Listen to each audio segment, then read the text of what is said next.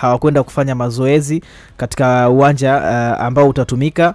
Kwa hiyo kwa sababu kikanuni mgeni ana haki ya kutumia uwanja siku moja kabla ya mchezo, lakini wao hawakufanya hivyo, na ile kuthibitisha kwamba wataingia kwenye mechi walichelewa mpaka mchana, nadhani ilikuwa ni saa 6 ile ndo walikuja kutoa taarifa kwamba watakuwepo uwanjani. Kwa hiyo Simba inaonyesha wazi kabisa kwamba wao hawakuwa tayari kuingia katika mchezo. Waliingia kama kukamilisha ratiba tu. Hiyo ndio picha ya nje ya uwanja, lakini picha ya ndani ya uwanja, Lutengano kwa kikosi ambacho mwalimu aliingia nacho, alionyesha kabisa anautaka mchezo, kwa sababu kwanza aliingia na full squad, ile first 11 ya klabu ya Simba.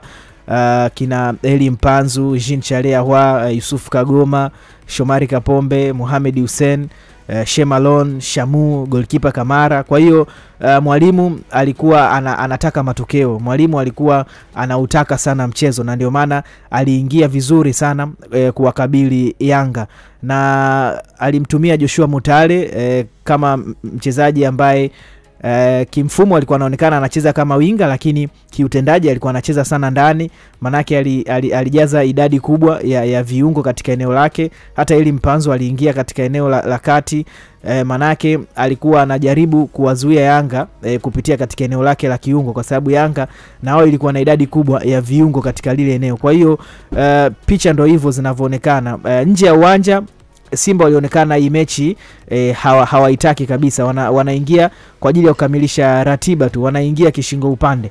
Lakini ndani ya uwanja mwalimu Fadlu pamoja na wachezaji walionekana kuitaka mechi, kuanzia kikosi, jinsi ambavyo walipanga na namna walivyopambana uwanjani. Sawa, bado tupo nawe mwana michezo, tulia na sisi, twende kwenye dunia mpya. Tukirejea tunaendelea na taarifa za kimichezo, hususan mchezo wa dabi ya Kariakoo. Tulia hapo hapo, usiondoke, usibandoke.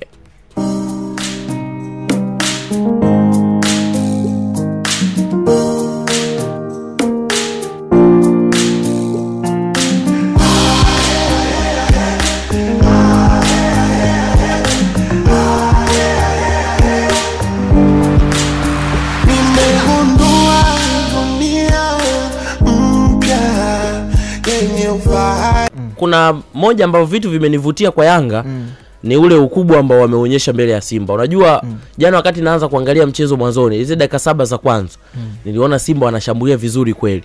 Walikuwa wanatoka eneo lao wanakuja juu, lakini kitu ambacho kilikuwa kinaniaminisha Simba hawezi kutoboa ni namna ambavyo walikuwa wanaenda kumaliza mashambulizi yao. Wakitoka eneo la chini kuja katikati, wanawatumia Eli Mpanzu pamoja na Joshua Mutale. Mutale akaonekana kama hayupo kwenye kikosi, na Mpanzu ndio alikuwa anatembea. Kama uliangalia dakika za mwanzo zile, Aucho alikatika mara kadhaa mbele ya Mpanzu. Mpanzu alipita mbele yake mara kadhaa. Lakini baadaye Aucho akashuka chini, Duke Aboya akashuka chini, wakawa wawili kwenye eneo la ukabaji viungo. Alafu juu yake akanacheza Mudathiri. Ndiye alikuwa anasababisha timu ina flow kutoka chini kwenda juu. Hata ukiangalia mashambulizi mengi Mudathiri alianzisha na mengi alishia njiani, kwa sababu Mudathiri alikuwa anashindwa kutoa zile pasi za mwisho. Lakini kitu kizuri nilikuwa na watazama Yanga wanavyoenda kukaba wakipoteza mpira, ni kama nyuki vile yani wanakuja kukumbatia kwa pamoja, wanahakikisha kwamba tunakaba wote na tumechukua mpira, na wakichukua mpira hawaondoki kwa kasi kama Simba. Wanacheza pasi moja moja, kutembea kufata zile phase za uwanja, wanatoka kwenye eneo lao wanakuja progressive phase eneo la katikati, na wanakuja kuitafuta final third. Lakini kitu kigumu ilikuwa ni kwamba mnatoka na mpira, nani anakuwa mwishoni kushambulia? Unakuta naye Dube anajiunga na wenzie kwenye kutengeneza shambulizi chini kuliko kukaa pale juu kwa ajili ya kushambulia. Na ndio maana ukiangalia alivyoingia Clement Mzize, ilikuwa rahisi sana kwake kuscore. Alikuwa anabakia juu. Wale wachezaji wa Simba wakishuka kwenda kuongeza nguvu kwenye kufanya kujenga shambulizi, wanajikuta wapo 50 kwa 50 na Mzize. Alafu Mzize si ana kasi na ana nguvu, anawatoka kirahisi, anaenda kuscore. Hicho ndicho kitu kizuri ambacho mimi nilikipenda jana kwa upande wa Yanga. Lakini kwa Simba ilikuwa ngumu kwao, kwa sababu kwanza jana niliongea nikasema Simba mara nyingi sana mechi ngumu za kwao wanamtumia Mohamed Hussein kufanya mashambulizi. Mechi ambazo wanatawala umiliki wa mchezo wanamtumia Shomari Kapombe. Muda wa kwanza wakati wanaanza kumtumia Shomari Kapombe, kabla Shomari Kapombe hajashtuka mguu, walikuwa wanapanda vizuri kweli kweli, kwa sababu Simba ukiangalia mashambulizi yao yote huwa wanapandisha wakitokea wakiwatumia wale mabeki wa pembeni, Kapombe pamoja na Zimbwe. lakini mara chache sana ukimkuta Simba anafanya build up kwa kutumia watu wa katikati, ni mara chache sana, na build up zao huwa hazifanikiwi sana wakipitia katikati, lazima wapitie pembeni. Lakini jana ukiangalia upande ambao Boka alikuwa anapanda sana ndio upande ambao ulikuwa na Mutale, upande ambao ulikuwa na Shomari Kapombe, right? Na ukiangalia upande huo ndio upande ambao ulikuwa na madhara zaidi kwa sababu ulikuwa na Pacome. Sasa wakati Shomari Kapombe ameshindwa kuonyesha kiwango chake kwenye mchezo, Mohamed Hussein alikuwa anaonyesha kiwango bora sana kwenye mchezo jana. Anamkaba Maxi kwa nyakati, hamruhusu hizi la kupanda na mpira kwa wakati. Lakini yeye ndio alikuwa na faida kubwa sana akipandisha mashambulizi. Sasa shida imekuja, eneo ambalo Simba wanatumia kupandisha mashambulizi ndio eneo ambalo Yanga walikuwa bora. Kwa hiyo ikawa lazima Simba watumie mipira mirefu tu kupeleka mipira kwenda mbele. Ndio mipira ambayo Ibra Baka alikuwa bora kuiokoa, Mpanzu alikuwa anashindwa kuipata mipira kwa wakati. Hata ukiangalia zile hatari za Mpanzu zote mbili, Mpanzu alitoka na mpira chini mwenyewe akapandisha na mpira kwenda juu. Kwa hiyo mimi jana kitu ambacho nimekipenda kwa Young Africans ni kwamba kwanza ile ni timu ambayo imekaa muda mrefu. Kwa hiyo kucheza mpira kwa pamoja as a team ni rahisi sana kwao, tofauti na Simba ambao jana ulikuwa unaona ukiangalia timu Simba ikicheza kitimu huioni, ila ikicheza kwa mtu mmoja mmoja unaiona. Na ndio maana jana mtu anaweza kasifu ubora wa Mohamed Hussein, akasifu ubora wa Yusuf Kagoma, lakini akashindwa kusifia ubora wa timu kiujumla namna ambavyo ilicheza, kwa sababu hakukuwepo na ule ubora wa moja kwa moja ambao Simba walionyesha. Kwangu mimi ndicho kitu ambacho nilikipenda kwa upande wa Young Africans hapo jana. Kuna vitu viwili Lutengano vinaweza vikawa vimeamua game ya jana. Ndio. Cha kwanza ni mifumo ya walimu wa timu zote mbili. Unajua Mwalimu Fadlu jana katika kipindi cha kwanza aliingia na Joshua Mutale, Eli Mpanzu, Jean Charles Ahoua na striker Steven Dese Mokwala. Ndio. Joshua Mutale sio winga, ni mchezaji ambaye anakuwa bora sana akitokea ndani. Sasa ile iliwafanya Ahoua mara nyingi alikuwa kuna muda unamwona kama anatoka pembeni, lakini asilimia kubwa anacheza sana ndani. Eli Mpanzu pia alikuwa anaonekana anatoka pembeni, lakini mara nyingi alikuwa anacheza sana ndani. Ile iliwafanya kwanza katika kipindi cha kwanza licha ya Yanga kutengeneza nafasi na wakashindwa kuzitumia, lakini Yanga hawakuwa free kwa kipindi cha kwanza kutokana na mfumo ambao aliingia nao Mwalimu Fadlu. Uwepo wa Ahoua, uwepo wa Eli Mpanzu, uwepo wa Joshua Mutale ulipelekea katika Simba kwanza kumiliki mpira katika lile eneo la kati na pia kuvuruga mipango ya klabu ya Yanga. Changamoto ilikuwa ni kwamba wakipiga mipira mbele, Dese Mokwala alikuwa isolated. Kama utagundua kulikuwa na battle za 1 against 1 kati ya Mokwala na Ibra Baka, na Ibra aliwini battle 2 na battle nyingine alikuja kuwini Dickson Jobu. Kwa hiyo ile kwa kipindi cha kwanza Simba walifanikiwa sana kuwadhibiti Yanga kutokana na kuwafanya kwanza kukata mawasiliano kati ya Mudathiri Yahya ambaye ilitakiwa ndo aipeleke timu kwenda mbele, mpaka kuna kipindi unamwona Prince Dube anashuka chini katikati kuja kuchukua mipira, kutokana na kwamba Simba ilikuwa na idadi ya watu 5 katika lile eneo, wakati Yanga pia na wao wana idadi ile. Alafu muda huo unamwona Maxi anakwenda pembeni kucheza, anakabana na Mohamed Hussein. Kwa hiyo kile kitu kwa kipindi cha kwanza ni game ambayo Mwalimu Fadlu alifanikiwa sana kuwadhibiti Yanga. Lakini kipindi cha pili Joshua Mutale anatoka na first half Mutale alipoteza mipira 5 unajua. Yaani alikuwa akipata mipira tena Aucho alikuwa anaichukua kirahisi tu.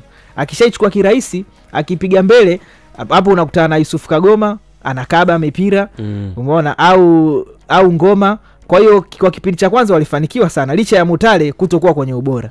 Kipindi cha pili anatoka Joshua Mutale anaingia Kibu Dennis. Kibu hawezi kuongeza namba katikati. Kibu anatoka pembeni. Baada ya kutoka pembeni pale katikati anakuwa Ahoua pamoja na Eli Mpanzu. Na muda huo Eli naye kucheza pale katikati hachezi kwa muda wote, kuna muda tu itamhitaji atoke pembeni. Pale ndipo ambapo walianza kuwaruhusu Yanga kuflow, kwa sababu Yanga jana walianza na double pivot ya destroyer wawili, yani viungo wakabaji wawili, Duke Abuya pamoja na Halidi Aucho. Na kama umegundua Aucho jana alikuwa hapandi sana mbele, alikuwa anacheza zaidi katika lile eneo, at least Duke kidogo. Lakini kipindi cha pili muangalie mara baada ya sasa ya Kibu kusogea pembeni, Kibu akaanza kupambana na mafullback. Maana yake pale kati ikawa ni kati ya viungo na viungo, sio kama mwanzo ilivyokuwa kati ya mawinga wa Simba na viungo wa Yanga. Kwa hiyo idadi ya wachezaji wa Simba katikati ilivyopungua, ndio ukaanza kuona Yanga wanaanza sasa kuflow. Mudathir Yahya ya kipindi cha pili ni kama alihamia mbele, akawa anacheza zaidi kwenye kushambulia na sio kukaba. Kwa hapo Yanga wakaanza kuidominate game. Walivyoanza kudominate game, kuna substitution ambayo alifanya mwalimu Fadlu, ndiyo, ya kumtoa Kagoma na kumuingiza Hamza. Ile ni substitution ambayo naamini iliwavuruga Simba. Sawa. Alafu kuna substitution ya Shomari Kapombe, anakuja anaingia Valentin Noma. Simba walikwenda kucheza na back 3. Sawa. Pia kuna substitution ya Awesu, anatoka Shamu, anaingia Awesu. Manake mara baada ya kumuingiza Hamza katika eneo la kati na kuona anashindwa kuwadhibiti viungo wa Yanga, mwalimu akaamua kumtoa Shamu na kumuingiza Awesu aende katika eneo la kiungo, alafu Hamza arudi chini acheze na Shemalon. Sasa kwa kule kukawa na Shemalon, kuna Hamza, alafu Mohamed Hussein wanacheza back 3. Yule Valentin Noma amepanda mbele, amekwenda kushambulia, anacheza winga moja ya kushoto. Elimpanzu na Awa wapo katikati, Ateba yuko mbele, afu Kibu Dennis yuko tena winga nyingine. Kwa hiyo alikuwa na wachezaji watano ambao hawakabi. Muda huo Yanga wanaanza kuflow kuanzia katika eneo la katikati kwenda mbele. Kwa hiyo hata mabadiliko ambayo alikuja kuyafanya mwalimu Fadlu yalikuja kumgharimu sana, kwa sababu utaangalia mabadiliko ya Yanga ya kumtoa Dube na kumuingiza Mzize yamekuja yamewalipa kwa kiasi kikubwa. Kwa hiyo hata angalia bao la kwanza ambalo Yanga wanalipata, ilikuwa ni pasi ndefu ambayo imepigwa kutokea katikati, inakwenda inamkuta Pakome moja kwa moja, yeye anakuwa wa kwanza kugusa mpira ndani ya 18. Goalkeeper wakati anakwenda kumkaba anamchezea foul, inakuwa ni penalty, wanapata bao. Bao la pili, mpira alikuwa ni Awesu anampa pasi Awa. Awa anakabwa, baada ya kukabwa alikabwa na Mzize. Mzize anampa pasi Pakome anatembea nao, anapiga mpira nyuma ya mabeki. Baada ya kupiga nyuma ya mabeki, Mzize anawazunguka wale mabeki, anakwenda kufunga bao. Kwa sababu tayari walikuwa wanapelekewa sana pressure na timu imeshakatika katikati. Baada ya kuondoka kwa Yusuf Kagoma, timu imekatika katikati, hakuna connection kati ya washambuliaji na viungo. Kwa hiyo mpira ukipotea, unaona kabisa, kwa sababu kwa bao la pili kulikuwa na watu 3 wa Yanga dhidi ya watu 4 wa Simba, lakini walizidiwa. Sawa, wakati unajiandaa kuzungumza na mshindi hapo, nimetuma mtambo hapa, umeshatoa namba na nimekupa baadhi ya namba hapo za washindi. Wakati unajiandaa, mimi kitu ambacho Simba wana timu bora lakini sio ya kuifunga Yanga, ndicho ambacho jana mimi nimekiona. Simba wana timu bora lakini sio ya kuifunga Yanga, kwa sababu hata ukiangalia matukio mengi tangu ligi inaanza sasa hivi, ukianza kuangalia Simba amepoteza mechi 2 na hizo mechi zote amepoteza dhidi ya Yanga. Alama 6 ameangusha. Lakini Yanga amepata matokeo dhidi ya Simba. Ili uwe bingwa lazima umuondoe kwanza yule mpinzani wako wa kwanza ambaye anakusumbua. Yanga amepoteza mechi dhidi ya Azam, amepoteza mechi dhidi ya Tabora, amepata sare moja dhidi ya JKT. Lakini alikuwa anaangalia naenda kuzifidia alama hizi wapi, naenda kuzifidia dhidi ya yule mtu ambaye ninafukuzana naye. Na hata ukiangalia Simba kama angepata matokeo dhidi ya Yanga, ina maana sasa hivi tungekuwa tunazungumza sare za Simba ni 2 tu, dhidi ya JKT, dhidi ya Fountain, lakini dhidi ya Coastal. Na ukija kuangalia Simba ana sare 3 dhidi ya Azam 2. Yes, na Fountain na Coastal. Kwa hiyo hapo ukiangalia kama angekuwa amepata matokeo dhidi ya Yanga, ina maana tungekuwa tunazungumza lugha nyingine kabisa kwamba Yanga alikuwa ameangusha alama 6 ama ameangusha alama 3, labda wangegawana michezo, ashinde kwake na mimi nishinde kwangu, ingekuwa labda afadhali kwa Simba. Lakini kwa sababu Yanga alikuwa na kikosi bora ambacho Simba hawezi kupata matokeo dhidi yake, ndio maana ameshindwa. Na hata ukirejea jana nilikuwa nazungumza kwamba ukimwangalia Yanga kitakwimu, ukiondoa kwenye uhalisia wa uchezaji wa dakika 90, Yanga ye mwenyewe alikuwa anashindana na takwimu za msimu wake uliopita. Na ndio maana hata ukiangalia msimu huu, muangalie Yanga amevunja rekodi ya kufunga magoli mengi 52, ni miongoni mwa rekodi ngumu sana. Lakini angalia ukusanyaji wa alama zake ambazo amekusanya. Njoo uje umwangalie kwenye upande wa magoli aliyoruhusu mpaka hivi sasa. Yaani ukikaa hivi ukimwangalia Diarra, ukimwangalia unaweza ukamkosa kwenye clean sheet, lakini muangalie namna ambavyo ameisaidia Yanga kutoruhusu magoli mengi. Magoli 10 kwenye msimu mzima, alafu unakutana kama ameruhusu magoli zaidi ya 13 kwenye msimu, alafu bado ana clean sheet nyingi. Unajiuliza msaada wa clean sheet zako kwenye hizo ulizoruhusu umesaidia nini kwenye timu yako? Unakuta bado. Na hata ukiangalia, ukija kuangalia mchezaji mmoja mmoja kwa upande wa Yanga, wachezaji wengi wa Yanga wameamua michezo mingi tofauti na wachezaji wa Simba. Yaani mchukue Pacome leo, muangalie Pacome kwenye uamuzi wa Yanga kwenda kuchukua ubingwa. Pacome amescore mbele ya Azam, title contender. Amescore mbele ya Simba, title contender. Amescore mbele ya Singida, Zanzibar. Yes, top timu ambazo tunazizungumzia ili uchukue ubingwa, lazima hizi timu zote uweze kuzifunga. Pacome amefanya hivyo. Njoo uje umwangalie Diarra, amepata clean sheet dhidi ya timu gani kubwa ambazo anaenda kungangana nazo? Amepata clean sheet dhidi ya Simba, clean sheet 2 kwa dhidi ya Simba ambaye anangangania naye ubingwa. Amepata clean sheet dhidi ya timu ambazo wanafukuzana nazo kwenda kuchukua ubingwa, ambazo tunaamini kama ukipata alama kwa hizi timu, ina maana hizi nyingine ni rahisi kupata alama dhidi yake. Yanga wachezaji wake bora wengi wamefanya vizuri kwenye hizi timu kubwa ambazo ndizo lazima upate matokeo, kwa sababu hizi timu ndogo mimi naamini unaweza ukaenda kucheza hata na Tabora ukaenda ukashinda kwa sababu ya jina lako tu. Kuna mechi nyingi ambazo Simba ameshinda kwa sababu ni Simba. Mechi dhidi ya Mashujaa, Simba ameshinda dakika 80 na kitu huko kwa sababu alishinda. Yes, kwa sababu ni Simba tu ameshinda. Lakini ukiangalia kwenye dakika 90, Mashujaa alikuwa bora dhidi ya Simba. Mechi dhidi ya Pamba nakumbuka, Simba alikuwa anajiandaa kwenda kucheza mchezo wa kimataifa, kumbukumbu zangu kama zipo sawa. Alienda kucheza Mwanza, ilikuwa CCM Kirumba pale.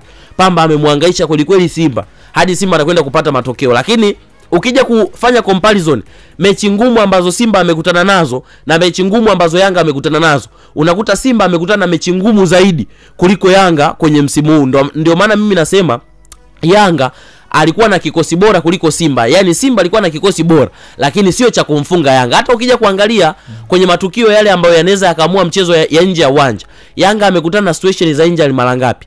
Amekutana na Yao, Azizikia anaondoka kwenye situation ambayo timu inangania ubingwa, kwenye zile alama ambazo ukipoteza ni kwa heri. Boka ametoka injury, Halid Aucho injury prone. Hata ukiangalia dakika za kwanza Aucho alipelekewa moto mpaka alitepeta pale katikati. Njoo uje umtazame mbavu za pembeni, wanacheza na vijana wadogo kweli kweli. Israel Mwenda, Kibabage ndio watu ambao wanafanya replacement. Njoo uje kwa Dube. Dube ametoka injury juzi, amekosa mchezo. Jana kaanza kwenye mchezo ambao wamekuja kupata matokeo. Diarra amekosa mechi 7. Diarra 3 amecheza, 4 amecheza Msheri, 3 amecheza Komeni, 7 zote amekosa. Lakini njoo muangalie ukaribu wake na Kamara kwenye kuruhusu timu iweze kuflow. Kwa hiyo mimi ninachokuja kuamini ni kwamba hata ukija kuangalia kwenye mazingira moja kwa moja, Yanga amefukuza makocha mara ngapi? Simba amedumu na kocha yule yule mara ngapi? Kwa hiyo ukija kuangalia situation ya moja kwa moja, head to head Simba na Yanga, yani uwezi ukasema popote Yanga alikuwa na udhaifu sehemu ambao Simba angeutumia kama gepu la kutoboa zaidi tu ya wachezaji kupambana kumfunga Yanga mwenyewe. Yani kama mnashindwa kumfunga Yanga, ina maana hamna mtu mwingine ambaye anaweza kaja kumfunga, kwa sababu nyie ndio watu pekee ambao kidogo mlikuwa mnafukuzana nyuma, ile tunasema bumper to bumper. Bwana, twende tuzungumze na washindi kabla hujatoa neno hapo, ili tuweze kupata chochote kitu kutoka kwa watu ambao wanatusikiliza hivi sasa. Muda wa kwenda kuzungumza na hao washindi ambao kapotea huyo. Hatari kweli kweli. Twende hapa kwanza tunarejea. Sasa ni ule muda kukaa kwa kutulia. Mshua anaendelea alipoishia kwenye hii wiki ya lala salama. Ndio kibubu kingine kinavunjwa na pesa zaidi ya milioni 100 zinamwagika. Kila siku ni ushindi tu, shilingi 50,000 mpaka 500,000 utahusika kwenye simu yako. Alafu mwisho wa mwezi Mshua katenga shilingi milioni 10 kwa watu 10. Unasubiri nini? Fungua